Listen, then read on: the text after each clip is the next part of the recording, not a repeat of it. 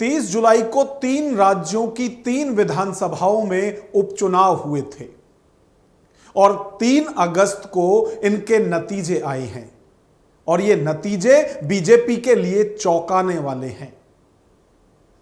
जनता का ये जनादेश संदेश है बीजेपी के लिए, और सिर्फ संदेश नहीं बल्कि संकेत भी है कि शायद अब हवा बदलने लगी है।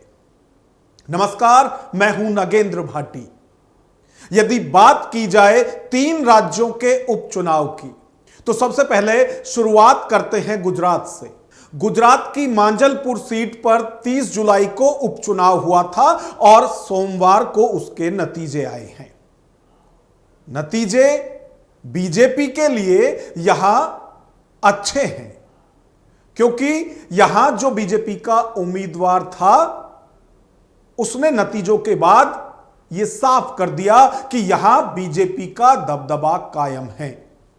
यानी बीजेपी के उम्मीदवार सत्येंद्र भाई पटेल यहां अच्छे खासे मार्जिन के साथ जीते हैं और यह जीत साबित करती है कि गुजरात में अभी बीजेपी को कोई दिक्कत नहीं है। लेकिन यदि गुजरात के नतीजों की भी बात करें तो यहां चौंकाने वाला यह है कि बीजेपी और कांग्रेस की आमने सामने की भिड़ंत में यहां तीसरे नंबर पर नोटा है। नोटा यानी जनता की वो पसंद जब वो हर उम्मीदवार को नापसंद कर दे, और गुजरात में नोटा तीसरे नंबर पर इसलिए आया है क्योंकि वहां बीजेपी और कांग्रेस के उम्मीदवार के अलावा कोई था ही नहीं मैदान में, ना कोई निर्दलीय और ना आम आदमी पार्टी या दूसरी पार्टी का कोई उम्मीदवार। तो बीजेपी कांग्रेस की सीधी भिड़ंत यहां थी, जहां पर बीजेपी के उम्मीदवार ने साबित कर दिया कि बीजेपी का दबदबा कायम है। अब गुजरात से निकलकर हम दूसरे राज्यों में जाते हैं जहां उपचुनाव हुए थे, और जो 2 विधानसभा जिनका हम जिक्र करने जा रहे हैं, इन तीनों विधानसभाओं में सबसे ज्यादा चर्चा और सुर्खियों में यही 2 विधानसभा हैं। बिहार की बांकीपुरा विधानसभा सीट और मध्य प्रदेश की दतिया सीट पर क्या हुआ, किस तरह के परिणाम आए, इससे किसको क्या आगे नफा नुकसान होगा, उस पर भी हम चर्चा करेंगे। लेकिन इससे पहले बिहार की बांकीपुरा सीट की चर्चा करते हैं।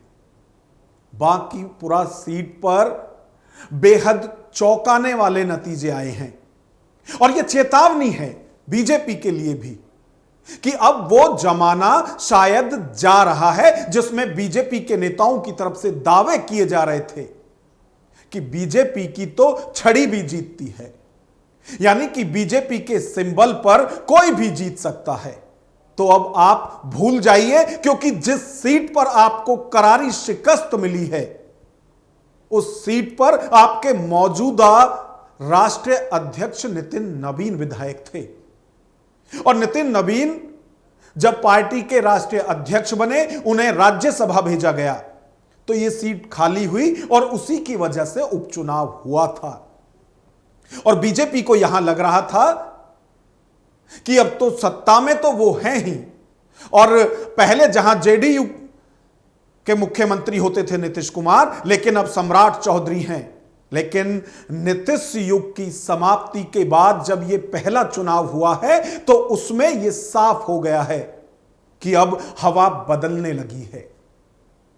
अब आप नहीं सोच सकते कि सब कुछ एक तरफा होगा, और यह हम इसलिए भी कह रहे हैं कि जिस राजनीतिक विश्लेषक ने यह सीट जीती है, बीजेपी के उम्मीदवार नीरज कुमार को शिकस्त दी है, वो जन स्वराज पार्टी के संस्थापक प्रशांत किशोर हैं।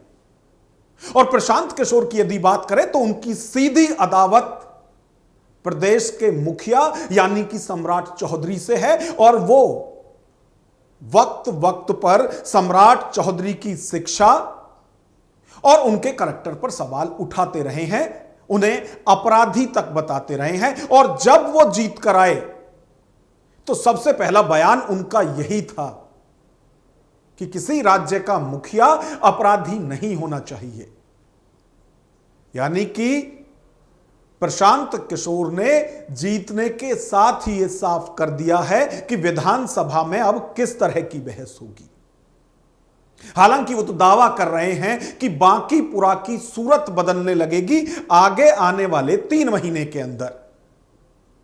अब जिस तरह की वो बात करते हैं कि 15,000 रुपए के लिए किसी को पलायन करके दूसरे राज्यों में नहीं जाना चाहिए, क्या एक विधायक अपने क्षेत्र के युवाओं को इतना रोजगार दे सकता है कि फिर उन्हें बाहर जाने की जरूरत ना पड़े? यह भी एक बड़ी चुनौती प्रशांत किशोर के लिए हो सकती है। लेकिन फिलहाल की यदि बात करें तो एक भ्रम बीजेपी का इन नतीजों के बाद जरूर टूटा है कि बीजेपी के निशान पर, बीजेपी के सिंबल पर छड़ी भी जीतती है। और छड़ी तो मैं कह ही रहा हूं, वरना बीजेपी के नेता तो यहां तक भी कहने लगे थे कि बीजेपी के सिंबल पर कुत्ते बिल्ली भी जीतते हैं। लेकिन सच्चाई यह है, और उपचुनाव के जो नतीजे आए हैं उसने साफ कर दिया है कि कुत्ते बिल्ली छड़ी छोड़िए साहब, आपके नेता भी हारने लगे हैं। तो यदि बिहार के चुनाव की बात करें तो बिहार चुनाव के नतीजे मुख्यमंत्री सम्राट चौधरी के लिए संकेत हैं और मोदी के लिए संदेश। अब इस संकेत और संदेश को वो किस तरह से समझते हैं, यह तो आने वाला वक्त बताएगा। बिहार के बाद अब बात करते हैं मध्य प्रदेश के दतिया विधानसभा की। यह वो तीसरी विधानसभा है, तीसरे राज्य की, जहां पर उपचुनाव हुए थे। और दतिया विधानसभा इसलिए भी चर्चा में थी कि मध्य प्रदेश में शिवराज सिंह चौहान की सरकार में नंबर 2 के नेता थे नरोत्तम मिश्रा। 2023 के विधानसभा चुनाव में जबकि बीजेपी की लहर थी मध्य प्रदेश में, तो ये नरोत्तम मिश्रा कांग्रेस के राजेंद्र भारती से हार गए थे। अब राजेंद्र भारती एक बैंक घोटाले में फंसे, उन्हें सजा हुई और उसके बाद यह सीट खाली हो गई और बीजेपी को एक बार फिर मौका मिला कि यहां से वो चुनाव जीत कर जाए। लेकिन नतीजे क्या रहे वो हम आपको बताएंगे। उससे पहले जो बीजेपी ने गलती की, शायद जिसका खामियाजा नतीजों में सामने आया है, उन्होंने नरोत्तम मिश्रा का टिकट काटकर, जबकि नरोत्तम मिश्रा खुद अपने टिकट की मांग अपनी पार्टी से कर रहे थे, उनकी मांग को दरकिनार कर यहां से आशुतोष तिवारी को चुनावी मैदान में लड़ाया गया। और एक जो सबसे बड़ी गलती यहां मध्य प्रदेश सरकार से हुई कि नरोत्तम मिश्रा के जो समर्थक थे, जिन्होंने टिकट कटने के बाद विरोध प्रदर्शन किया, मध्य प्रदेश की सरकार ने उन पर लाठी चार्ज कराया, लाठी डंडे चलवाए। तो जब दतिया विधानसभा क्षेत्र का मतदाता, खासतौर से वो जो कि नरोत्तम मिश्रा के समर्थक थे, जब वो वोट डाल रहे थे तो शायद उन्हें वो मंजर याद रहा होगा। या यह भी कहा जा रहा है कि नरोत्तम मिश्रा के जो ज्यादातर समर्थक थे वो चुनाव से दूरी बना गए और जो साथ में थे भी उनका मन कहीं और था। यह अलग बात है कि नरोत्तम मिश्रा लगातार कहते रहे कि वो पार्टी और संगठन के साथ है, यहां तक कि आशुतोष तिवारी का जिस दिन नामांकन था उस दिन भावुक होकर वो रोने भी लगे।